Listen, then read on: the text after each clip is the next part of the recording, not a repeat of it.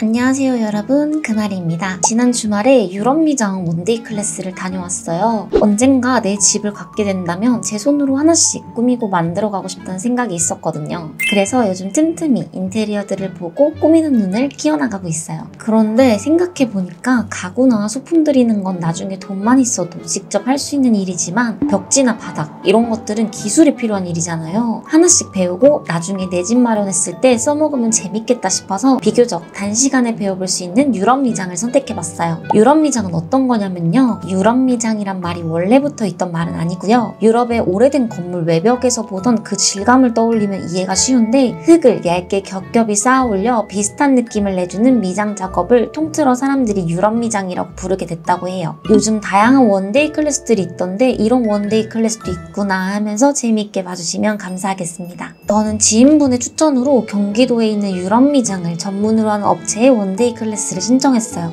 그냥 취미처럼 가볍게 4시간 정도 진행하는 반도 있었고 8시간 동안 조금 더 심도 있게 배워보는 전문가 반도 있었는데 나중에 제 집에 직접 시공해볼 계획이라 전문가 반으로 신청했어요. 이날 아침부터 비가 정말 많이 오더라고요. 수업은 일단 기본 이론부터 시작했습니다. 유럽 미장이 어떤 건지 어떤 방식으로 질감을 내는지 등등 설명해 주셨어요. 이론 수업은 사실 짧게 진행됐고 바로 실무로 넘어갔습니다. 전문가 반은 판넬의 작품 하나 그리고 큰 석고보드 2가지를 완성하는 걸로 마무리가 돼요. 먼저 첫 단계는 프라이머 바르기예요. 미장재가 잘 붙게 만들어주는 밑작업인데요. 보기에 정말 쉬워 보이는데 막상 해보니까 힘 빼는 게 관건이더라고요. 위아래로 길게 쭉 이어서 발라야 되는데 저는 자꾸 손에 힘이 들어가고 깔짝깔짝 짧게 바르게 되는 거예요. 계속 반복 연습을 시켜주셔서 나중에는 조금 감을 잡았습니다. 프라이머가 마르는 시간 동안 석고보드 위에 올릴 미장재를 만들어줘야 돼요. 제가 이날 쓴 미장재는 분말 형태라서 물과 직접 배합해서 사용해야 됐거든요.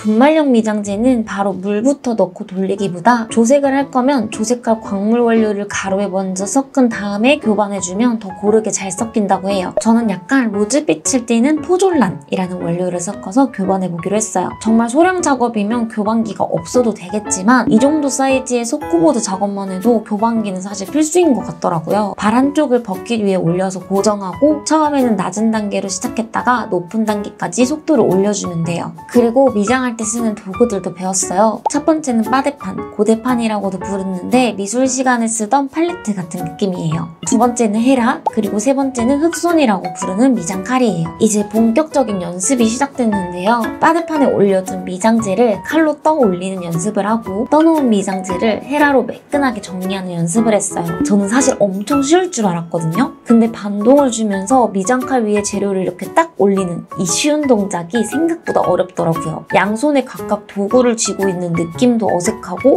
각도나 타이밍도 잘 안 맞고 재료가 자꾸 흘러내리고 혼자 계속 웃음이 나더라고요. 그래서 점심 먹기 전까지는 이 동작만 계속 반복했어요. 이제 본격적으로 미장재를 석고보드 위에 올려줄 건데요. 저는 2가지 색을 섞어서 작업할 거라 바르기 전에 어느 부분에 어떤 색을 올릴 건지 스케치부터 해줬습니다. 모서리 부분은 헤라로 발라주고 나머지 부분은 미장칼로 쓱쓱 발라주면 돼요. 이것도 말이 쓱쓱이지 사실 정말 쉽지 않더라고요. 각도 조절, 힘 조절이 생각보다 잘 안 돼요. 바닥에 떨어뜨린 미장재도 정말 많고요. 그나마 다행인 건 하다 보니까 이것도 조금씩 늘기도 하고 유럽 미장이 전체적으로 매끈하고 완벽하게 만드는 게 목표가 아니다 보니 크게 부담이 없더라고요. 마르는데 시간이 걸리기 때문에 그동안 쉴 틈 없이 판넬 작업을 하러 갔어요.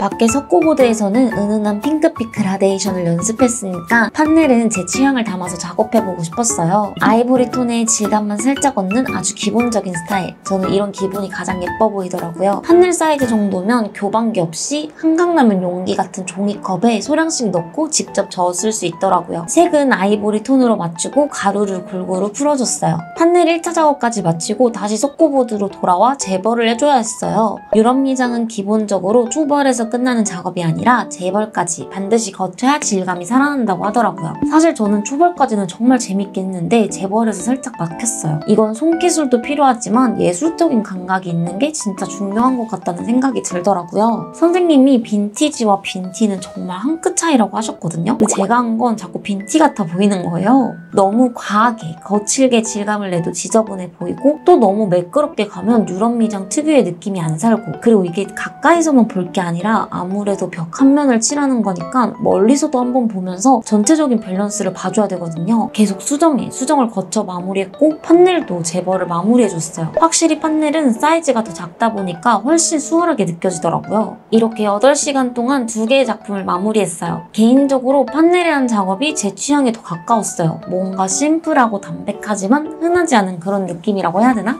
솔직히 내 집 마련이란 게 지금 당장 조금 아끼고 열심히 모은다고 되는 건 아니잖아요. 아주 장기적인 목표라 어느 순간 지치고 공기가 떨어질 때가 꼭 오더라고요. 제가 사실 요즘 딱 그런 시기였던 것 같아요. 그럴 때 이렇게 짧은 시간이라도 내 장기적인 목표를 향해 단기적인 목표를 하나씩 세우고 또 해내보는 게 큰 도움이 되더라고요. 뭔가를 해냈으니까 뿌듯함도 있고 꼭 써먹어야지 하면서 다시 동기부여가 확 올라왔어요. 솔직히 비용이 저렴한 원데이 클래스는 아니었지만 사실 오랜만에 뭔가 집중하면서 몸을 쓰는 그 시간 동안 힐링도 많이 됐고 언젠가 내 집을 꾸밀 때 분명히 쓸 수 있는 기술이라고 생각도 들고 그날이 올 때까지 계속 연습해보고 앞으로 연습 영상도 꾸준히 올려볼게요. 한 해가 이렇게 끝을 향해 가고 있는데 우리 모두 의미 있게 잘 마무리했으면 좋겠어요. 오늘도 시청해주셔서 감사드립니다. 늘 행복하세요.